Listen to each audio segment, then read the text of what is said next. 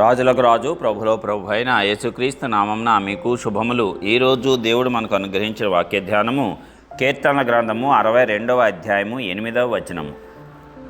జనులారా, ఎల్లప్పుడూ ఆయన యందు నమ్మిక ఉంచుడి, ఆయన సన్నిధిని మీ హృదయములు కుమ్మరించుడి. దేవుడు మనకు ఆశ్రయము.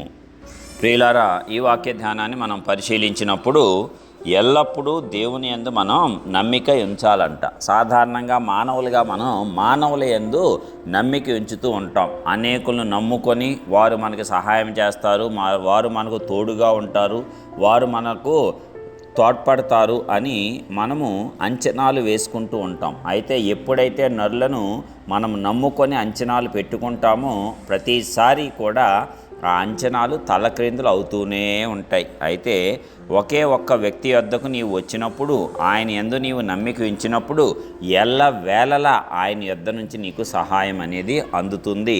నీవు ఏ విషయంలోనూ చింతపడేటువంటి అవసరము రానే రాదు. అట్టి రీతిగా ఆయన నిన్ను కాపాడతాడు, రక్షిస్తాడు, విడిపిస్తాడు. మరి ఆయనే ఎల్లవేళలా నమ్ముకొనదగిన సహాయకుడైనటువంటి మన దేవుడు. అందుకే ఎల్లప్పుడూ ఆయన యందు నమ్మిక ఉంచు. 100% ప్రతి పరిస్థితిలోనూ ఆయన నీకు ఆశ్రయదుర్గముగా ఉంటాడు, నిన్ను కాపాడతాడు, నిన్ను రక్షించి నిన్ను విడిపించి నిన్ను హెచ్చిస్తాడు. కాబట్టి ఎల్లప్పుడూ కూడా ఆయన యందు నమ్మిక ఉంచాలి. ఆయన సన్నిధిని మన హృదయాలు కృమ్మరించాలి. ఎందుకంటే ఆయనే మనకు ఆశ్రయం. ఆయన సన్నిధానాన్ని అనుభవించుట ఎంతో ప్రాముఖ్యము. నీకు నెమ్మది కలుగుతుంది, శాంతి కలుగుతుంది, సమాధానం కలుగుతుంది, సంతోషం కలుగుతుంది, ధైర్యం వస్తుంది. ఎప్పుడైతే దేవుని సన్నిధానంలోనికి నీవు వచ్చి ఆయన ఎదుట నీవు ప్రార్థించావో నీకున్న భయములన్నీ తొలగిపోతాయి. వేటి విషయమైతే నీవు కలత చెందుతూ ఉన్నావో అవన్నీ కూడా ఆయన తీసివేస్తాడు. మీ హృదయంలను కలవరపడనివ్వకుడి, వెరవనివ్వకుడి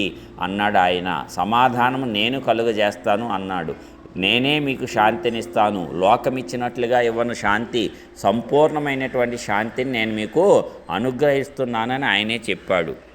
కాబట్టి ఆయన యొద్దనే అలాంటి శాంతి దొరుకుతుంది, అలాంటి నెమ్మది దొరుకుతుంది, అలాంటి సమాధానము దొరుకుతుంది. కాబట్టి ఆయనను ఆశ్రయించాలి. ఆయన యొక్క సన్నిధానంలో మనమందరము కూడా ఎల్లప్పుడూ కూడా మనలను కనపరుచుకోవాలి. ఎందుకంటే మన హృదయమును కృమ్మరించినప్పుడు ఆయన హృదయ అంతరంగములను పరిశోధించువాడు. కాబట్టి నీ హృదయంను శుభ్రపరిచి నీ హృదయంలో ఎలాంటి చెడ్డ ఆలోచన తలంపులు రాకుండా ఆయన భద్రపరుస్తాడు. నీ ఆలోచనలకు కావలిగా ఉంటాడు, నీ తలంపులకు కావలిగా ఉంటాడు. చెడ్డదేది కూడా నీలోంచి రాకుండా ఆయన నిన్ను కాపాడతాడు. కాబట్టి ఇంత గొప్ప రక్షణ, ఇంత గొప్ప విడుదల, ఇంత గొప్ప కాపుదల ఆయన యొద్ద మాత్రమే ఉన్నది. కాబట్టి ఎల్లప్పుడూ ఆయన యందు మనము నమ్మిక ఉంచాలి.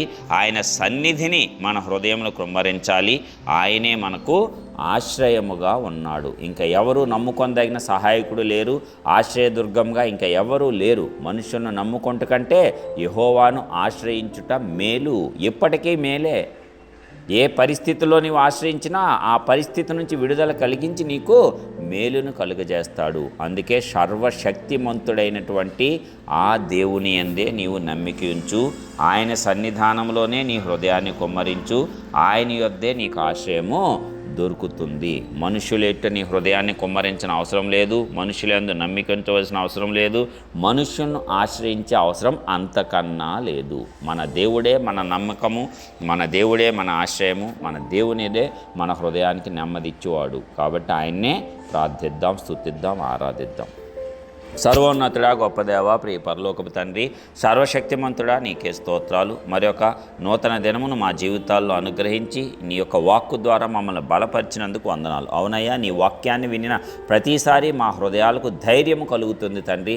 ఎలాంటి భయంకరమైన పరిస్థితుల్లో ఉన్నా మేమందరం ఆదరణ పొందుతాము. కాబట్టి మరి ఒక వాక్కు ద్వారా మమ్మల్ని బలపరిచినందుకు వందనాలు. ఎల్లప్పుడూ నీ అందే నమ్మిక ఉంచే హృదయాలు మాకు అనుగ్రహించండి. మీ సన్నిధానంలోనే మా హృదయాలను కృమ్మరించేటట్లు మీరు మాత్రమే మాకు ఆశ్రయము. కాబట్టి మీ యొద్దనే మాకు సహాయం దొరుకుతుంది. కాబట్టి ఈ సహాయమును మేము నీ యొద్ద పొంది నీ యందు నమ్మిక ఉంచి ప్రతి పరిస్థితిలోని నీ యొక్క సహాయము చేత మేము దాటుకొని విజయం సాధించి ఈ లోకంలో మీ నామాన్ని ఘనపరిచేటువంటి బిడ్డలుగా మేమందరము కూడా ఉండేటట్లు మీరే కృప చూపించి ఆశీర్వదించండి. యేసుక్రీస్తు పరిశుద్ధ నామమున ప్రార్థించి విశ్వాసంతో పొందుచున్నాం పరలోకపు తండ్రి. ఆమేన్.